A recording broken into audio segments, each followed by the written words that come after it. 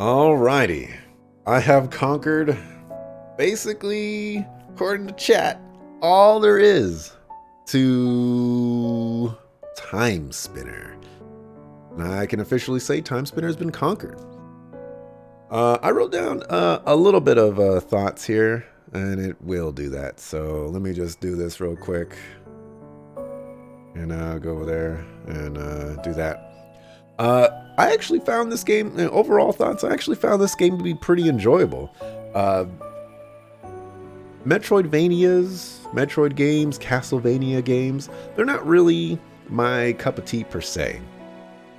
And this game won't necessarily change that for me, but my individual experience with this game was very enjoyable, and I can't say that I can use this as a platform to move on to other Metroidvania games, but I can definitely say that the fact that I enjoyed this might push me to try, another short-ish game. It'll be a slow step to trying out more Metroidvania games, but again, I'm pretty happy with this. Voice acting, I don't remember any voice acting in this game. So yeah, overall, I had a really good time with this game. It was pretty nice. And apparently there was some this is a Kickstarted game. I didn't even know that. Let me see. Thoughts on the story? Was it satisfying? I would say so. I experienced all three endings. I like the Sandman ending the most. She becomes this god, and that's pretty interesting. But I play Dungeons and Dragons, so that one just appeals to me the most. Did it feel complete? It did feel, well, I guess in a way it doesn't feel complete if you don't do the Sandman ending, but because I did all three endings, I'm gonna say it felt complete. How was the pacing? I think the pacing was fine. Nothing was getting in my way. As a matter of fact, I can probably officially say the pacing was absolutely fantastical. Let me see. For writing, I don't think I have anything that stood out to me in the writing. I thought it was fine. I skipped a bunch of side quests, mostly because after the few side quests that I did, I wasn't too interested in those particular characters or anything that they had to say. I just kind of wanted to go kill things. I would say overall, a story-heavy Metroidvania is an interesting space to live in. It's a weird conundrum because, like, if you look at Super Metroid, for example, okay, you get like story at the very beginning of the game, and you get story at like the very end of the game, and that's it. For Castlevania, I'm assuming it's somewhat similar in that regard. So, a game where they actually give you a lot of morsels in between. I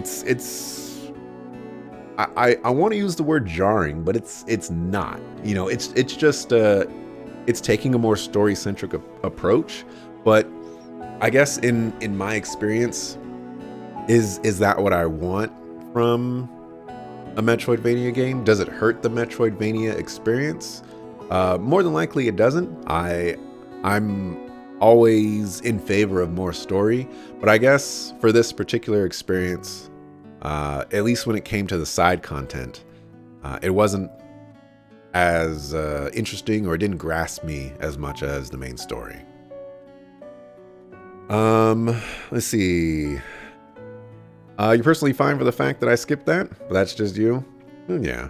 You get a special scene with a bit of dialogue after you complete all the side quests. You hated that scene? Okay.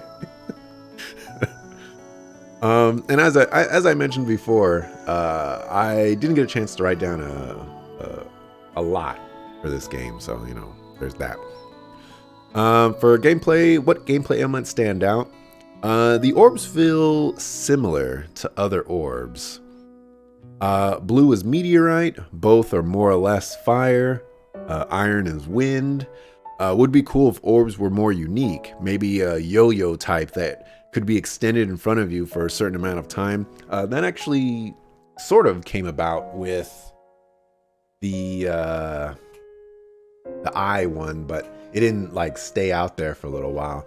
I really think there could have been more ideas for these orbs. Like even the last one that I got, which was like a book, it was just the wind slash sword one combined with, you know, like the lightning one, we'll just say, for example. I mean, it was a little bit different than that, but you get what I'm saying.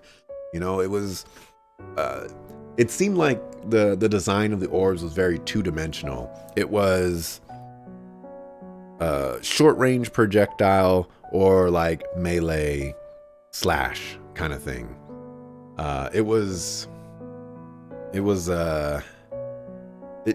It could have been more interesting, I suppose. Dropping from platforms isn't as smooth as the rest of the movement. There might be a delay. I'm not 100% sure. Might be because you have to hold down and press jump to hop down. When dropping down, you stand up fully and then drop through the platform.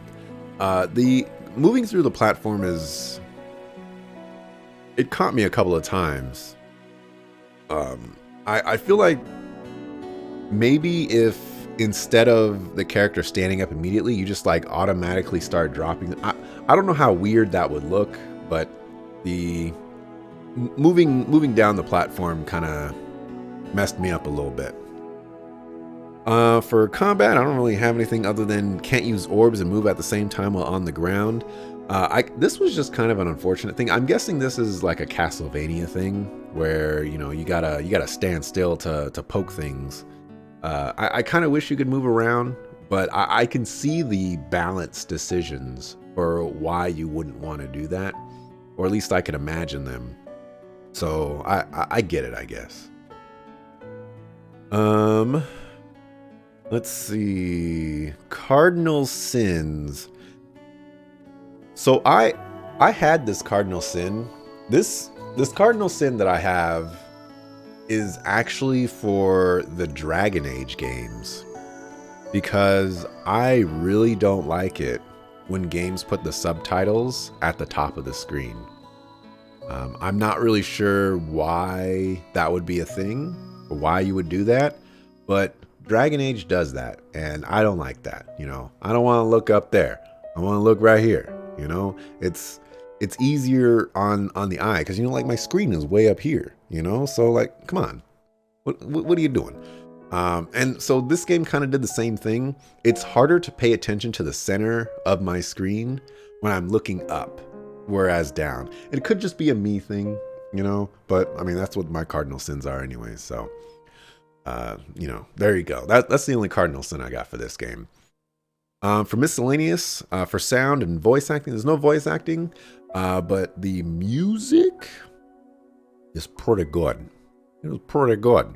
I'm quite happy with this. I'm gonna have to go look up the soundtrack on YouTube, because this is definitely one that I'm thinking about purchasing. It's only $10, so I mean, it's quite nice. Quite nice. The graphics, I really like the graphics. I'm a pixel art kind of person for the most part. I think the indie space is very saturated with pixel art games, but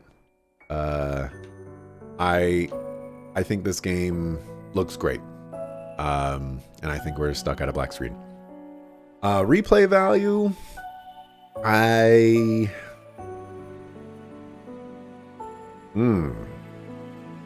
we were just having a crazy discussion with the previous game that I played, Final Fantasy Tactics, about replay value and how I judge replay value.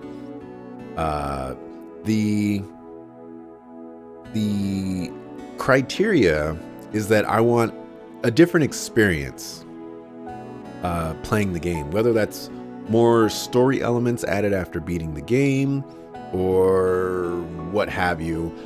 I'm looking for added content per se. And I think this game doesn't, like, this game has multiple endings, but having experienced all three of those endings, there's not much change to them. So I would say this game doesn't have any replay value. You can experience everything on your first playthrough pretty much like I did. And, you know, you can be happy with that experience without having to go through it and see if you missed anything. So I'm going to say there's no replay value for that one, which is, you know, not a negative thing or a good thing. And, you know, it's just, you know, would I feel the need to play this game again to have a different experience? And for that specific case, it is no. And for the last thing, if the developer is watching, I think you made a mighty fine game right here. I think you made a mighty fine soundtrack to this game. And I wouldn't mind a sequel. You know, if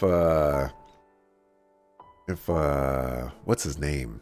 That one jerk guy from the start of the game, if he got a little overzealous and got some time powers and was like, you know what, I'm gonna go kill the goddess of time for screwing me over. Yorn, yeah, Yorn. I'll play Yorn.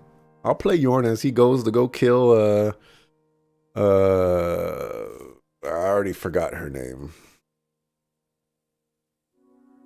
Y'all know who I'm talking about anyways.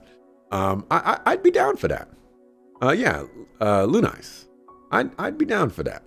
So hopefully you know, hopefully you're thinking about that, or if you're moving on to another project, you know, that's totally fine.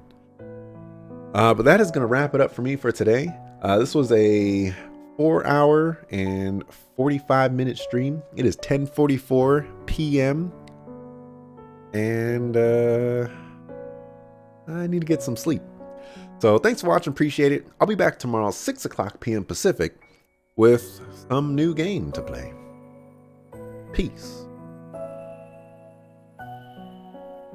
Actually, before I peace, okay. I wanted to double check that, you know, stuff. Can I actually see my playtime? Oh, there we go. Got to see my playtime. That's what I'm talking about. Actually, that's probably not going to show my full playtime, huh? Well, I guess it's close enough. We'll take the 7 hours anyways. Thanks for stopping by, everybody. Thanks for the recommendation, Holy Man Bob. I'm out of here. Peace.